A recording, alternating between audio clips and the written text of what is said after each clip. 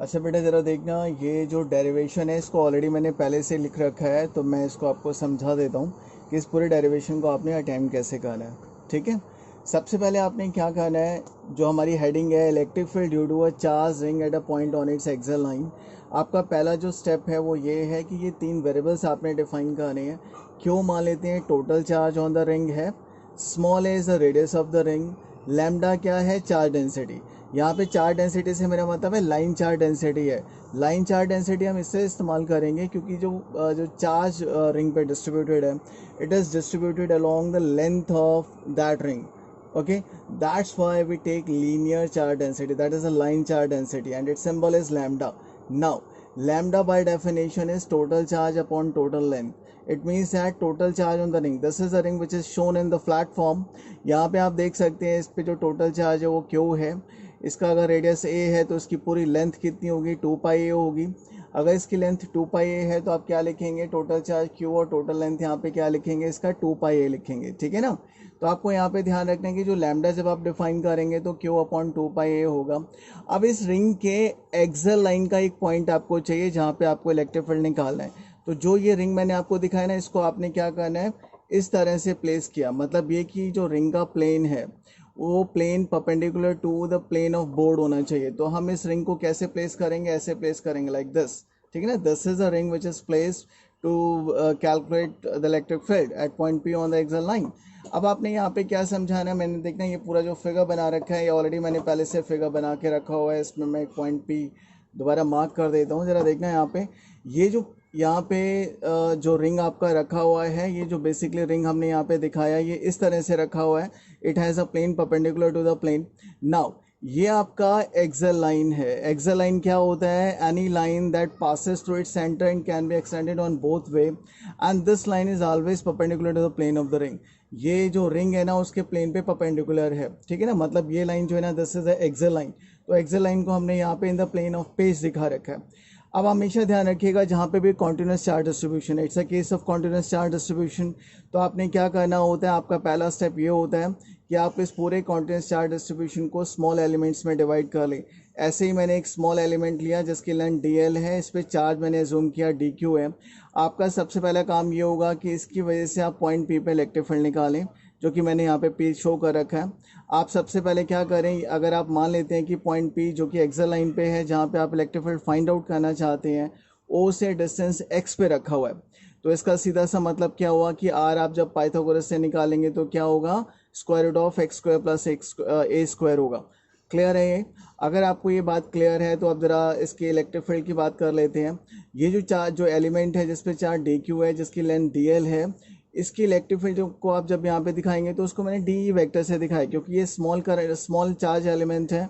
तो इसकी electric field को भी हम डी से दिखाएंगे। डी सिंबल का मतलब होता है small electric field due to a small charge element. और आपको देखना इसी लाइन पे दिखाना है, इसको अवे दिखाना है, because it is a positive charge. और जब आप पॉइंट पी पे कोई चार्ज रखेंगे वो टेस्ट चार्ज होगा, वो भी पॉजिटिव होगा, काइंड ऑफ रिपल्शन है। दैट्स वाई आपने इसका जो एरो है वो आउटवर्ड दिखाना है, अवे दिखाना है फ्रॉम पॉइंट पी, लेकिन उसी लाइन के लॉन्ग दिखाना है जो लाइन इसको और इसके सेंटर को कनेक्ट करती है। राइट, इस एलिमेंट की वजह से जो इलेक्ट्रिक फील्ड है वो डी है। अभी मैं आपको नेक्स्ट पेज पे यानी कि नेक्स्ट पेज पे दिखाऊंगा कि इस इलेक्ट्रिक फील्ड को आप कैसे कैलकुलेट करेंगे। अभी ज़रा देखना, इसका एक मैंने डायमेट्रिकली अपोजिट एलिमेंट ले लिया। ये जो डायमेट्रिकली अपोजिट एलिमेंट है इसका लेंथ सेम है, डी एल है, इस पर चार्ज डी क्यू है। ये जो आपका एलिमेंट है ये भी सेम इलेक्ट्रिक फील्ड प्रोड्यूस करेगा। और जब आप इसको इस लाइन से कनेक्ट करेंगे ना, तो ये लाइन मैंने दिखाया है यहाँ पे, अवे इसको मैंने पॉइंट आउट किया है सिमिलर वे में जैसे कि मैंने इसकी इलेक्ट्रिक फील्ड को पॉइंट आउट किया था। अगर आपको लगता है ये एंगल थीटा है तो ये भी थीटा होगा, बिकॉज वर्टिकली अपोजिट है। ये भी आपने यहाँ पे थीटा दिखाया था तो इसे भी थीटा आपने दिखाना है, because it's a vertically opposite angle. Now अब आप जब आपको मालूम है ये जो डी वेक्टर आपने यहाँ पे दिखाया ये ऑब्लीक है, ना तो ये एक्स डायरेक्शन में, ना ये वाई डायरेक्शन में, ना ये हॉरिजॉन्टल है, ना ये वर्टिकल है। तो आपने क्या करना है, आपने इसको रिजॉल्व करना है। जब आप इसको रिजॉल्व करेंगे ना तो ये उसका कंपोनेंट जो होगा, इस इलेक्ट्रिक फील्ड का कंपोनेंट इस डायरेक्शन में जब आप दिखाएंगे ना, तो ये आपको मालूम है जब रेजोल्यूशन करते हैं तो जिस साइड के साथ वो वेक्टर एंगल बनाएगा that component is cosine, and other component other perpendicular और रेक्टेंगुलर कंपोनेंट इज साइन। तो it is D cos theta, it is D sine theta. Right, तो आपने इसको रिजॉल्व किया, ये डी कॉस थीटा था, ये डी साइन थीटा था। सिमिलरली जब आप डायमेट्रिकली अपोजिट एलिमेंट का इलेक्ट्रिक फील्ड लेते हैं, इसको जब आप रिजॉल्व करेंगे तो इसमें भी सेम काइंड ऑफ रेजोल्यूशन होगा। ये कंपोनेंट डी कॉस थीटा और ये कंपोनेंट क्या होगा, डी साइन थीटा, राइट। ये मैंने आपको दिखाया इस इलेक्ट्रिक फील्ड के दो कंपोनेंट्स को, और ऐसे मैंने इसके इलेक्ट्रिक फील्ड के दो कंपोनेंट्स को यहाँ पे दिखाया। They are actually diametrically opposite pair of elements. Now let's move on to the calculation. तो let's move on to the next board. आप इसमें नेक्स्ट बोर्ड पे देख सकते हैं, इसमें मैंने ऑलरेडी लिख रखा है, तो आप ज़रा जो दिखाया था आप हम नेक्स्ट पेज पे मूव करते हैं। नेक्स्ट पेज पे आप देख सकते हैं मैंने लिखा कि electric field due to element of length d l at point P. मैं इस बोर्ड को दोबारा यूज़ कर रहा हूँ, आप ज़रा देखना इस बोर्ड पे वापस। हम अगर देखें इसकी एलिमेंट, इस जो हमने यहाँ पे ऊपर जो एलिमेंट कंसिडर किया था जिस पे चार्ज डी क्यू था, जिसका लेंथ डी एल था, इसकी इलेक्ट्रिक फील्ड को मैंने डी शो किया था। तो आप ज़रा देखना जब आप इलेक्ट्रिक फील्ड इस एलिमेंट का उसका जब आप एक्सप्रेशन लिखेंगे तो फॉर्मूला क्या होता है, के charge upon the square of the distance of a point P from the charge. तो जरा देखना ये जो डिस्टेंस है ये क्या डिस्टेंस है, आर है, तो आपने इसका स्क्वायर क्या लेना है, आर स्क्वायर लेना है। अब डी क्यू क्या है, डी क्यू आप जब डिफाइन करेंगे तो आपको मालूम है ये जो टोटल चार्ज होगा ये क्या होगा, linear charge density into the length, क्योंकि ये क्या है, लाइन चार्ज डिस्ट्रीब्यूशन, ये क्या है, लैम्डा क्या है, charge distributed per unit length. इसका मतलब है डी क्यू आपके पास कितना होगा, lambda into D L, because lambda is the charge on unit length और लेंथ आपका कितना है, डी एल है, तो डी क्यू किसके बराबर होगा, लैम्डा इंटू डी एल के बराबर होगा। नेक्स्ट स्टेप हमारा क्या होगा, लैम्डा को मैंने यहाँ पे रिप्लेस कर दिया क्यू अपॉन टू पाई ए, हमने यहाँ पे लिया था ना क्यू अपॉन टू पाई ए, तो ये क्यू अपॉन टू पाई ए से हमने इसको रिप्लेस किया, साथ में ये डी एल हमने यहाँ पे इसको कनेक्ट किया है। अब आगे आप देख सकते हैं यहाँ पे मैंने के की वैल्यू को रिप्लेस किया 1/4 पाई एप्सिलॉन नॉट, ये हमारे पास क्यू टू पाई ए था, डी एल लेंथ मैंने यहाँ पे शो किया, आर स्क्वायर की वैल्यू आप यहाँ पे देख सकते हैं कितना होगा, एक्स स्क्वायर प्लस ए स्क्वायर होगा, तो मैंने एक्स स्क्वायर प्लस ए स्क्वायर यहाँ पे चेंज किया है, आर स्क्वायर को चेंज किया। अब जरा देखते हैं यहाँ पे क्योंकि इलेक्ट्रिक फील्ड ऑब्लिक था तो आपके उसको हॉरिजॉन्टल और वर्टिकल दो कंपोनेंट्स चाहिए थे, तो आपने इनको रिजॉल्व किया। एक कंपोनेंट डी कॉस थीटा जो कि एक्सल लाइन के अलॉन्ग है, दूसरा कंपोनेंट डी साइन थीटा जो परपेंडिकुलर टू एक्सल लाइन है। तो आपके इलेक्ट्रिक फील्ड के यानी कि इस इलेक्ट्रिक फील्ड के दो कंपोनेंट्स है, एक ये कंपोनेंट है, एक ये कंपोनेंट है। ऐसे ही आपने जब इसका डायमेट्रिकली अपोजिट एलिमेंट लिया था तो उसकी इलेक्ट्रिक फील्ड भी सेम थी, उसके भी दो कंपोनेंट्स आपके पास थे, एक डी कॉस थीटा था, एक डी साइन थीटा था।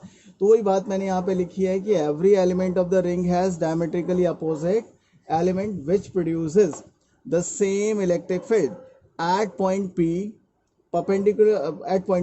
perpendicular components of these field cancels out in pairs। ये परपेंडिकुलर कंपोनेंट्स हैं, ये एक दूसरे को पेयर्स में इसलिए कैंसिल आउट कर देंगे क्योंकि मैग्नीट्यूड वाइज तो सेम है but directionally they are opposite, that's why these two components will cancel out. तो इसका मतलब हुआ कि जो टोटल फील्ड होगा ना रिंग का एट पॉइंट पी, वो सिर्फ और सिर्फ किस कंपोनेंट की वजह से होगा, एक्सल कंपोनेंट की वजह से होगा, due to axial components only due to axial components, this is to here. Now net field at point P क्या होगा, it is only due to the axial component, that is DE cos theta। हाँ जी बेटा, तो next step हमारा क्या था, मैंने आपको क्या बोला, सिर्फ जो हॉरिजॉन्टल कंपोनेंट है, जो एक्सल कंपोनेंट्स है, due to all the elements of the ring they contribute towards the net field at point P on the axial line. Now मैंने लास्ट टाइम वहाँ पे नेक्स्ट पेज पे मैंने आपको लास्ट पेज पे मैंने आपको बताया था ये क्या था, हमने समेशन का साइन इस्तेमाल किया था और डी कॉस थीटा लिखा था, हमने समेशन को रिप्लेस किया इंटीग्रेशन से। ये जो इंटीग्रेशन आपने लेना है, this integration is over the whole length, L मतलब length of the ring, okay now. तो ये जो इंटीग्रेशन है यहाँ पे एल मैंने क्या लिखा, लेंथ ऑफ द रिंग लिखा है, ठीक है।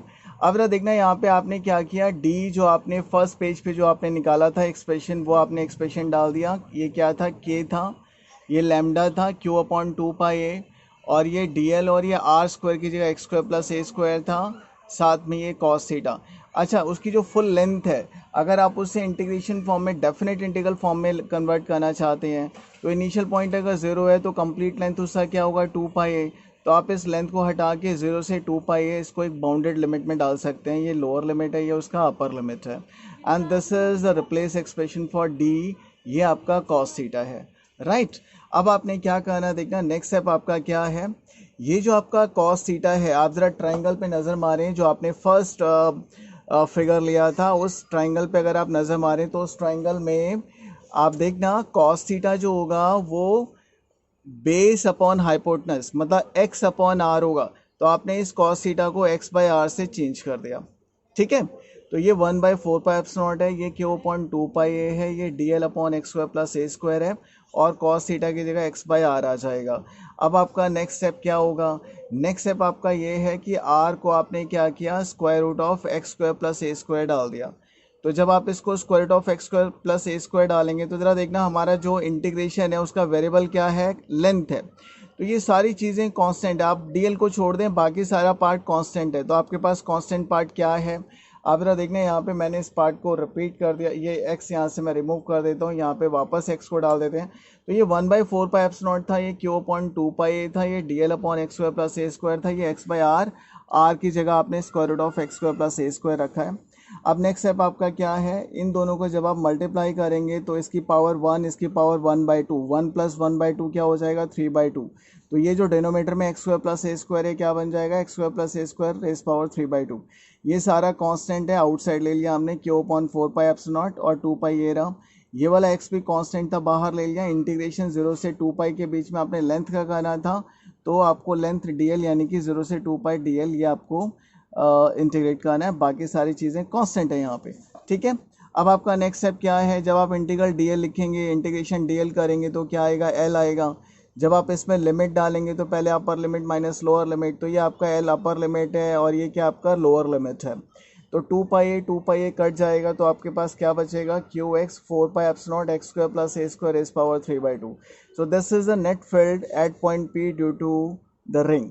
ओके, और अगर कोई आपसे पूछता है व्हाट इज दिस डायरेक्शन, तो आपने क्या बताना है, its direction is along the axial line away from the point P, जैसे कि आपको फिगर में नज़र आ रहा होगा। सो this is how this derivation can be done. अगर इसमें आपको कहीं पे कोई प्रॉब्लम आ सकती है तो बस एक ही स्टेप है जहाँ पे प्रॉब्लम आ सकती है। आप ज़रा देखना कॉस थीटा जब आप रिप्लेस करेंगे तो वो क्या आएगा, आप ज़रा फिगर में देखिएगा, जो मैंने पहला बोर्ड दिखाया था उसमें फिगर में आप ज़रा चेक करें, वहाँ पे इसको एक्स बाई आर लिखा जाएगा। मैंने आपको नोट्स पे भेज रखे हैं, आप वहाँ से चेक कर सकते हैं। ये क्या है, ये बेस है, ये हाइपोटेनस है, आप वहाँ पे चेक करें। तो cos theta X by R है, आर की value square root of x square plus A square, इन दोनों को जब मल्टीप्लाई किया जाएगा इट विल बी 3/2, क्योंकि इसकी पावर 1 है, इसकी पावर हाफ है। When you multiply these two it will be 3/2। तो आपका ये जो सारा कंटेंट है यहाँ से लेकर ये जो पूरा पार्ट है और ये जो पार्ट है और ये पार्ट है, ये सारे कांस्टेंट है। इंटीग्रेशन आप लेंथ का कर रहे हैं तो आपने 0 से 2 पाई डीएल अलग कर लेना, बाकी सारा आप इंटीग्रेशन से बाहर कर दें। जब इंटीग्रेशन डीएल होगा तो वो लेंथ आएगा, एल आ जाएगा। इंटीग्रेशन डीएल मतलब एल, बिकॉज इंटीग्रल डीएक्स क्या होता है, एक्स होता है, मैंने आपको 4 फॉर्मूले बताए थे ना, तो उस हिसाब से ये एल होगा। जब आप लिमिट डालेंगे, upper limit minus lower limit, L will be 2 pi minus 0, 2 pi will cancel out, तो what left is, this is the expression for the electric field due to uniformly charged ring at point P on the axial line। ठीक है, कोई आपसे direction पूछी तो आप क्या बताएंगे, it is directed along the axial line to the right of point P, right? That's it for the derivation।